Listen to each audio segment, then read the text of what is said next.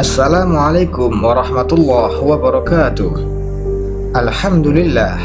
Assalatu wassalamu ala rasulillah Muhammad ibn Abdillah. La hawla wa la quwwata illa billah. Amma ba'du.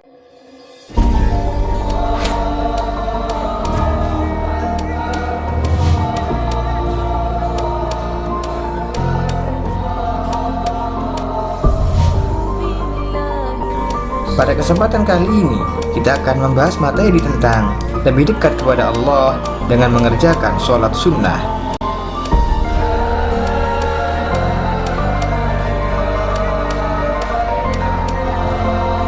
Saat hari Lebaran itu, maka di dalam Al-Quran, Allah Subhanahu wa Ta'ala mengingatkan kepada kita sebagaimana firman-Nya yang berbunyi, Yauma yasdurun nasu ashtatan.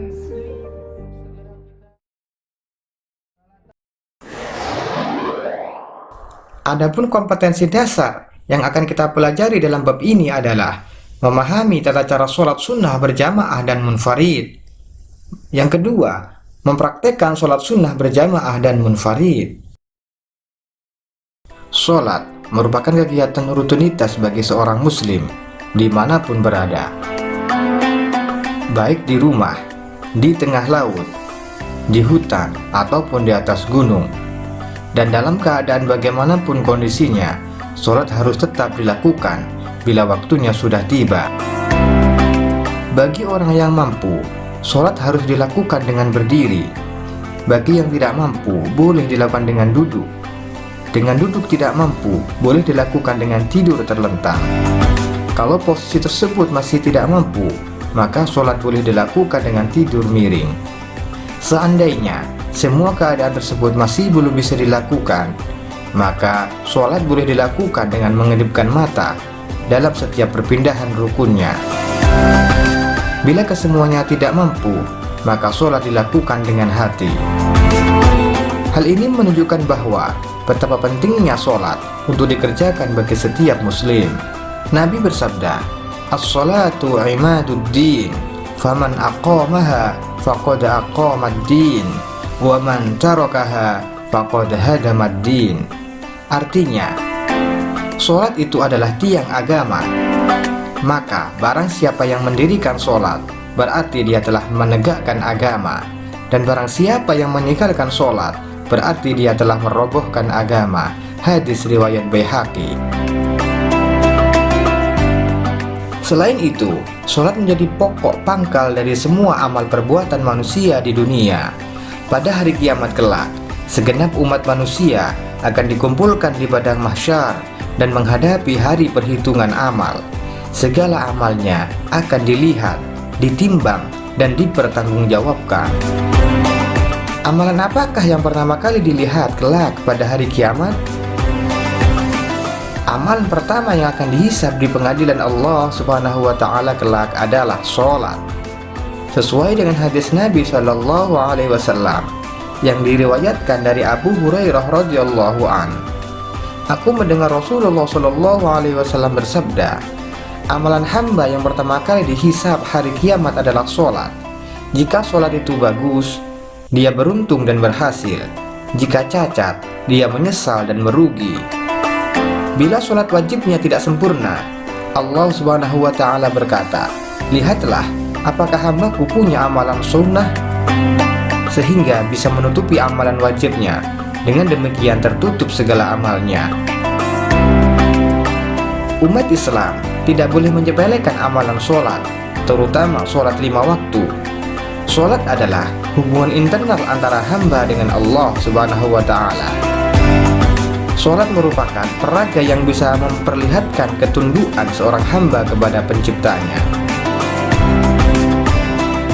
Ibadah sholat merupakan ibadah yang sudah pasti bisa dikerjakan setiap muslim. Berbeda dengan ibadah lain seperti haji dan zakat, yang keduanya bisa dikerjakan bila seorang muslim itu sudah mampu. Sholat merupakan cara umat Islam mengingat Allah Subhanahu wa Ta'ala. Siapa saja yang mengingat Allah, maka hatinya akan menjadi tenang, Selain itu, sholat juga bisa memperkuat keyakinan kepada Allah Subhanahu wa Ta'ala, sehingga sholat itu sangat menentukan kedekatan hambanya dengan Allah Subhanahu wa Ta'ala. Perlu dipahami bahwa sholat yang diinginkan oleh Allah adalah sholat yang jika dikerjakan umat Islam bisa mencegah perbuatan yang keji dan mungkar, bukan hanya sekedar melaksanakan sholat saja. Allah berfirman, A'udzu billahi minasyaitonir rajim. Bismillahirrahmanirrahim. Utlu ma uhiya ilaika minal kitabi wa aqimis sholah Innas sholata tanha 'anil fahsya'i wal munkar wa la dzikrullahi akbar wallahu ya'lamu ma tasna'un. Artinya, bacalah kitab Al-Quran yang telah diwahyukan kepadamu Muhammad dan laksanakanlah sholat. Sesungguhnya sholat itu mencegah dari perbuatan keji dan mungkar. Dan ketahuilah, mengingat Allah dengan sholat itu lebih besar keutamaannya dari ibadah yang lain. Allah mengetahui apa yang kamu kerjakan. Quran Surah Al-Ankabut ayat 45. Hukum sholat terbagi menjadi dua bagian. Yang pertama, sholat fardu atau wajib, yang sering kita kenal dengan sholat 5 waktu, diantaranya zuhur, asar, maghrib, isya, dan subuh. Sedangkan hukum sholat yang kedua adalah sunnah. Sunnah adalah suatu amalan yang apabila dikerjakan akan mendapatkan pahala dari Allah, dan apabila ditinggalkan tidak berdosa. Dan untuk pembahasan kali ini, kita akan belajar tentang macam-macam sholat sunnah. Cara mengerjakan sholat sunnah ada dua cara. Yang pertama, lebih baik dilakukan dengan berjamaah atau bersama-sama.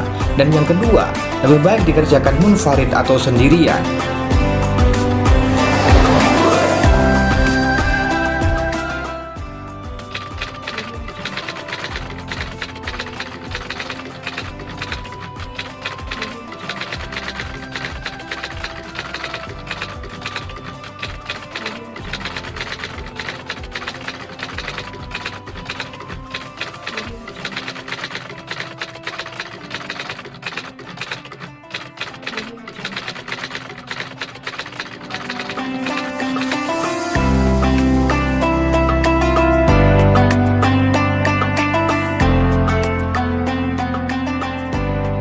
Sholat sunnah yang dianjurkan berjamaah atau dikerjakan bersama-sama yang pertama adalah sholat Idain. Sholat Idain merupakan mulai dari sholat Idul Fitri yang jatuh pada tanggal 1 Syawal dan Idul Adha yang jatuh pada tanggal 10 Zulhijjah. Kedua sholat ini dilakukan pada pagi hari, dimulai dari naiknya matahari kira-kira setinggi 1 tombak sampai menjelang waktu zuhur. Melakukan sholat Idain hukumnya sunnah muakkadah, yang artinya sunnah yang sangat dianjurkan untuk melakukannya. Hadis dari Ummu Atiyah, Rasulullah SAW telah menyuruh kami keluar pada hari raya fitri dan hari raya haji, supaya kami membawa gadis-gadis perempuan yang sedang haid, hamba perempuan, ke tempat sholat hari raya. Adapun perempuan yang sedang haid, mereka tidak mengerjakan sholat. Hadis riwayat Bukhari dan Muslim. Hadis tersebut menjelaskan bahwa umat Islam dewasa, anak-anak, tua, muda, dan wanita yang sedang haid dianjurkan pergi ke tempat sholat Idain untuk mendengarkan khutbah. Sholat yang lebih baik dikerjakan dengan berjamaah yang kedua adalah sholat tarawih. Sholat tarawih adalah sholat malam yang dikerjakan pada bulan Ramadan selama 1 bulan penuh, dimulai dari setelah sholat isya sampai waktu subuh. Adapun bilangan rakaat sholat tarawih, paling sedikit dikerjakan 2 rakaat dan paling banyak 20 rakaat dengan cara 2 rakaat salam, 2 rakaat salam. Dan hukum melakukan sholat tarawih adalah sunnah muakkadah, yaitu sunnah yang sangat dianjurkan dalam agama. Dalam kitab Zuratul Nasihin karya Syekh Utsman bin Hasan bin Ahmad Asyakir Al-Kaubawi disebutkan bahwa dalam mengerjakan sholat tarawih mempunyai keutamaan yang berbeda-beda dalam setiap malamnya. Di antaranya, barang siapa saja melakukan sholat tarawih pada malam pertama, maka dosa-dosanya diampuni oleh Allah seperti ia baru lahir dari perut seorang ibu. Keutamaan malam kedua, Allah akan mengampuni segala dosa-dosa orang tua, dan masih banyak lagi yang lainnya.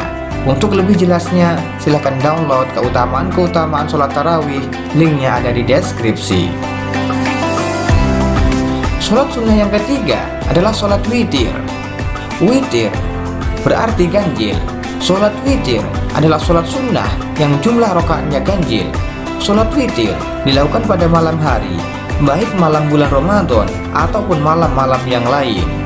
Hukum melakukan sholat witir adalah sunnah muakkadah, yang berarti sunnah yang sangat dianjurkan oleh Rasulullah SAW. Bilangan rakaat witir paling sedikit 1 rakaat, paling banyak 11 rakaat. Waktu mengerjakan sholat witir dimulai dari setelah sholat isya sampai menjelang waktu subuh. Sholat witir lebih utama dikerjakan sesudah sholat malam, baik itu sholat hajat, sholat tahajud, atau sholat-sholat malam yang lain, karena sholat witir merupakan penutup atau penyempurna sholat malam. Sholat sunnah yang keempat adalah sholat istisqa.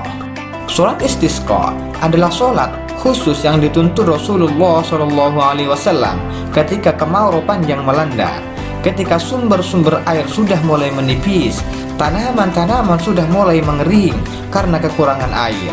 Hukum melakukan sholat istisqa adalah sunnah muakkadah, yakni sunnah yang sangat dianjurkan dalam agama. Menurut mayoritas ulama, sholat istisqa dilakukan 2 rakaat secara berjamaah di tempat yang lapang, tanpa adanya azan dan iqamah. Bacaan dalam sholat istisqa adalah dikeraskan seperti halnya sholat hari raya. Waktu melakukan sholat istisqa tidak ditetapkan, jadi boleh kapan saja, asal bukan di waktu-waktu yang dilarang untuk mengerjakan sholat sunnah. Dalam hadis disebutkan, Abu Hurairah radhiyallahu an berkata, pada suatu hari Nabi keluar untuk mengerjakan sholat istisqa, lalu bersolat bersama kami 2 rakaat tanpa azan dan iqamah. Kemudian menyampaikan khutbah serta berdoa kepada Allah, lalu berpaling ke arah kiblat sambil mengangkat kedua tangannya. Selanjutnya dibalikkan selendangnya, yang kanan diletakkan di sebelah kiri dan yang kiri diletakkan di sebelah yang kanan. Hadis riwayat Imam Ibnu Majah. Sholat sunnah yang dianjurkan untuk berjamaah yang kelima adalah sholat gerhana. Sholat gerhana adalah sholat sunnah muakkadah, yakni sholat sunnah yang sangat dianjurkan oleh agama.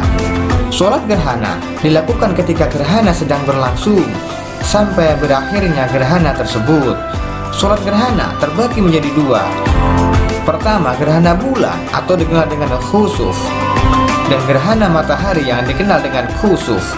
Nabi bersabda, "Inna syamsa wal qamara ayatani min ayatillah, la yankhasifani limauti ahadin wala lihayatihi, fa idza ra'aitum dzalika fad'ullaha wa kabbiru wa sallu wa tasaddaqu."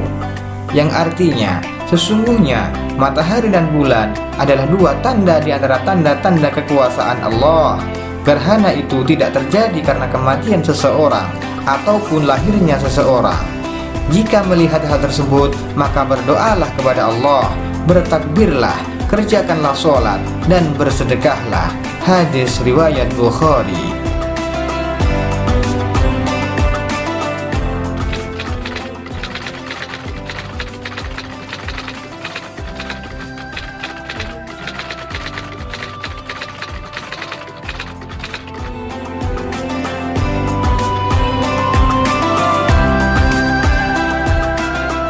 Terima kasih. Assalamualaikum warahmatullahi wabarakatuh.